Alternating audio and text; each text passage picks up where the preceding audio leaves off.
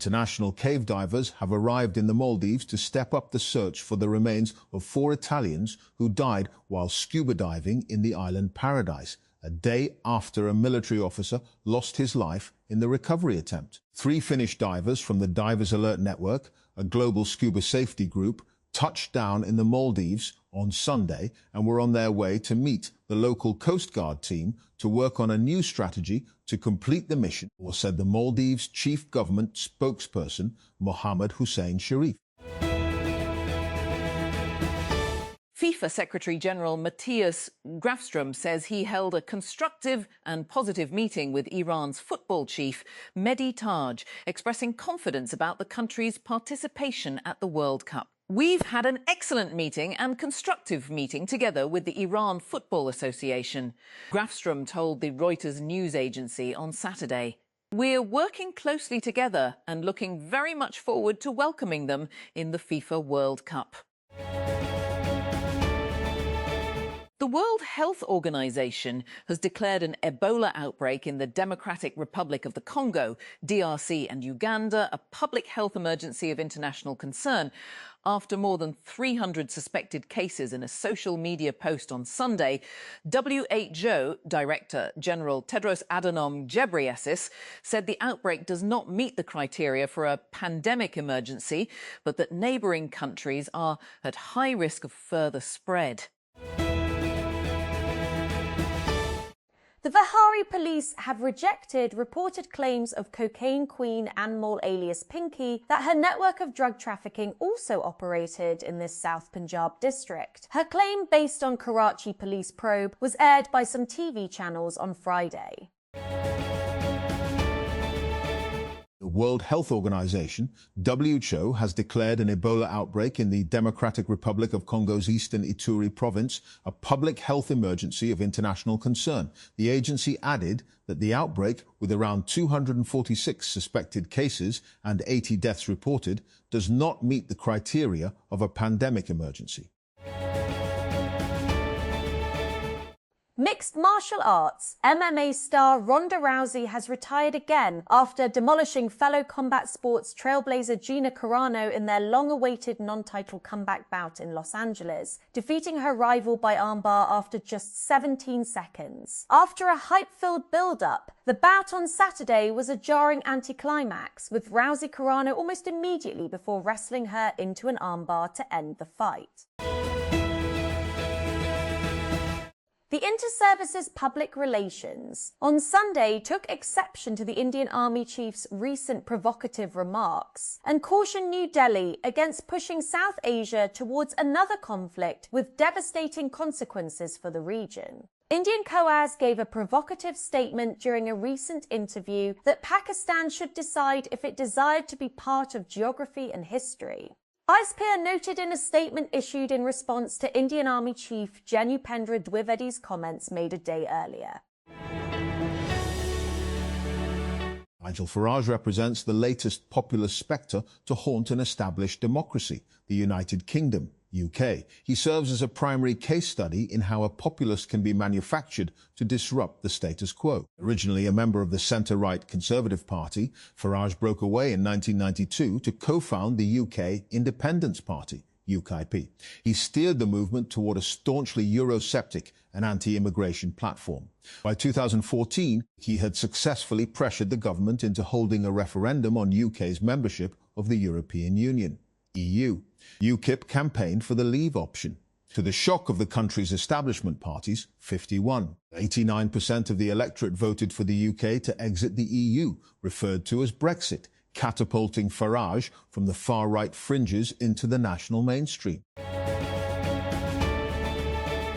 During US President Donald Trump's visit to China, the concept of the Thucydides trap, invoked by Chinese President Xi Jinping, drew the attention of Western strategic circles.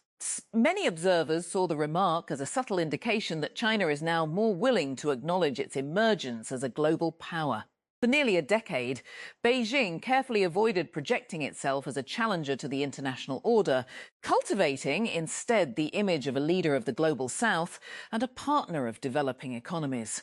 If that posture is shifting, the implications could be profound for global politics and for countries like Pakistan, positioned at the intersection of great power competition, economic dependency and regional strategic realignment. Pakistan's successful debut in China's onshore bond market through the issuance of its first ever panda bond is undoubtedly an important financial milestone, raising RMB 1.75 billion at a remarkably low 2.5% coupon, far below the cost of Pakistan's conventional external borrowing, reflects improving investor sentiment towards the country's macroeconomic stability. More than 5 times oversubscription also signals that international investors, particularly Chinese investors, are once again willing to engage with Pakistan after years of economic obtuseness. Khurram Shekhzad, advisor to the Finance Ministry, wrote on X, the landmark panda bond issuance attracted overwhelming investor demand of over RMB 8.8 billion, 126 billion, resulting in oversubscription of more than 5 times. Importantly, he said, the demand for the inaugural tranche alone exceeded Pakistan's entire planned panda bond program size of RMB 7.2 billion, 1 billion equivalent, a powerful reflection of growing international investor confidence in Pakistan's economic outlook and reform trajectory.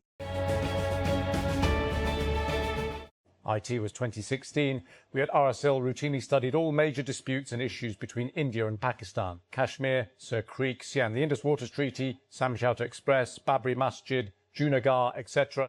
Each issue had a dominant legal dimension that required sustained research. Following the Mumbai attacks in 2008, bilateral bitterness was still on the rise as the trials of suspects Zia-ur-Rahman Lakhvi on the Pakistani side and Ajmal Kasab in India were not well managed. Both states, instead of cooperating, were actively denying each other access to the suspects, the investigation, and even the cross-examination of witnesses.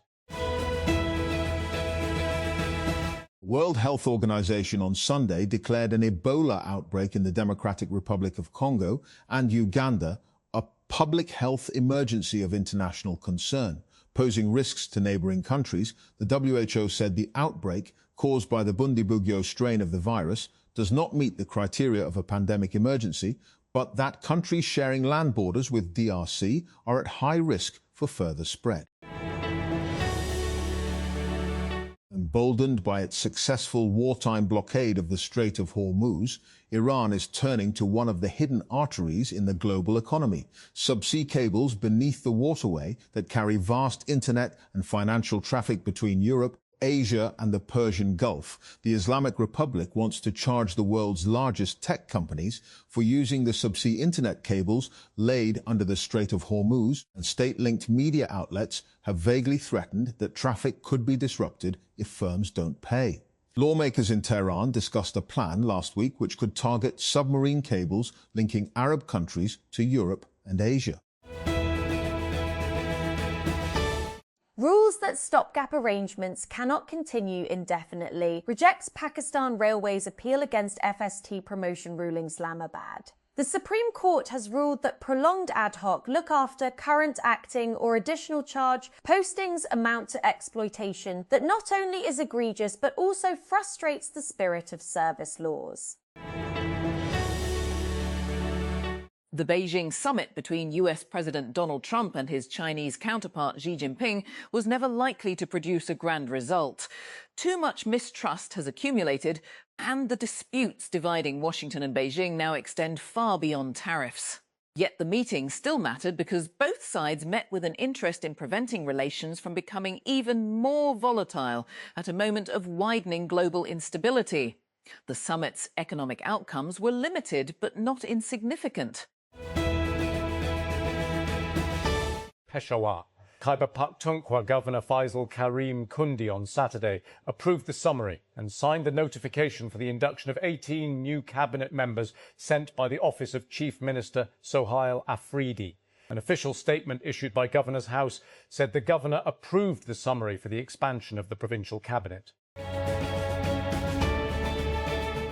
Waqas Akram insists difference of opinion part of political process. Rejects social media campaign against party. Insiders complain about lack of unified strategy amid multiple centres of influence Islamabad. Amid reports of internal rifts, leadership crisis, and serious differences within the Pakistan Tehreek-i-Insaf (PTI) over its policies, the party has stressed that its leadership, workers and parliamentary representatives remain united behind the party's founding chairman Imran Khan.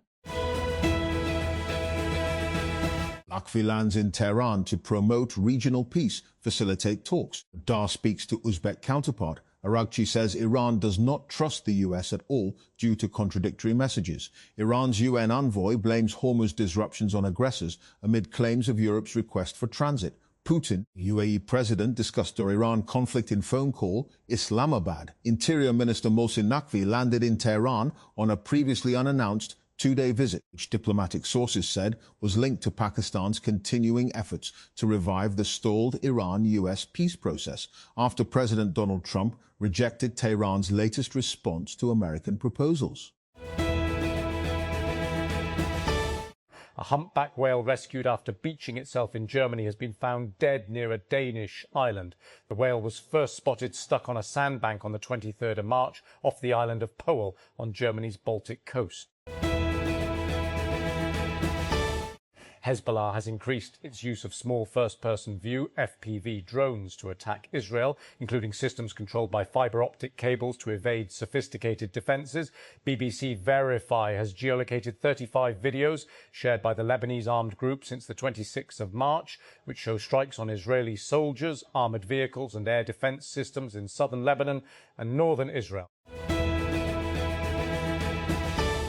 Military and law enforcement clashed with demonstrators outside La Paz, Bolivia, in an attempt to clear roadways that had been blocked as part of nationwide anti-government protests. As many as 3,500 soldiers and police were deployed as part of the operation that began in the early hours of Saturday. Around 57 people were arrested, according to the Citizens' Rights Ombudsman's office. A few days ago, the manager of the building where CNN's Havana bureau is located rapped on our door with an urgent message. She needed to know if we would be coming to work during the imminent US invasion. Washington's intense pressure campaign on Cuba had already been keenly felt in day-to-day life. Under the ongoing US oil blockade, power flickers off in our offices several times a day. The compounding economic crisis means there's no fuel for the building generator or even toilet paper for the bathrooms. Every day I walk past an enormous artificial Christmas tree in the lobby that no one has bothered to take down. A new poll has reaffirmed the tight race for Brazil's presidency this year, with both the left-wing incumbent Luiz Inácio Lula da Silva and his right-wing challenger Flavio Bolsonaro tied in a head-to-head contest. On Saturday, Datafolha, the polling firm for the group Folha media conglomerate, released its latest numbers, tracking the candidates' progress in the run-up to October's generation election. 2 presidential campaign staffers have been killed in Colombia just 2 weeks before the South American country heads to the polls. The killings were announced by right-wing presidential candidate Abelardo de la Espriella, who said gunmen on motorbikes shot the victims in the central department of Meta on Friday night. Relations between Pakistan and Afghanistan have been tense since the Taliban took power in 2021. On Monday, Pakistan summoned a senior Afghan diplomat after an attack claimed by the Pakistan Taliban, known by the acronym TPP. The group said it carried out 2 more attacks since, mostly against security forces. As the Eurovision Song Contest took to the stage for the Saturday night final in Vienna, thousands protested outside against Israel's inclusion, and 5 countries boycotted the event over the genocidal war on Gaza. Pro-protesters marched through the Austrian capital to highlight what critics described as a double standard. The European Broadcasting Union, EBU, organisers refused to exclude Israel, despite banning Russia following its invasion of Ukraine 4 years ago. Have a nice... The vibes around the current AI boom aren't great, even in the tech industry, according to a lengthy social media post from Menlo Ventures partner Didi Das. Das described San Francisco as pretty frenetic right now, as the divide in outcomes is the worst I've ever seen. A man has driven his car into pedestrians in the northern Italian city of Modena, injuring 8 people, 4 seriously, officials say. They include a woman who reportedly had both her legs crushed. Latvian President Edgars Rinkēvičs has backed opposition lawmaker Andris Kulbergs to replace Evika Silina for the top job after the Prime Minister resigned over an incident involving Ukrainian drones. Kulbergs, leader of the United List of Smaller Parties, which forms the largest opposition bloc in Parliament, will take office if lawmakers approve him and his cabinet. Following a visit from United States President Donald Trump to China, the island of Taiwan has issued a statement saying it is sovereign and independent. But Saturday's statement added that Taiwan plans to maintain the cross-strait status quo, under which it will not officially declare independence from China.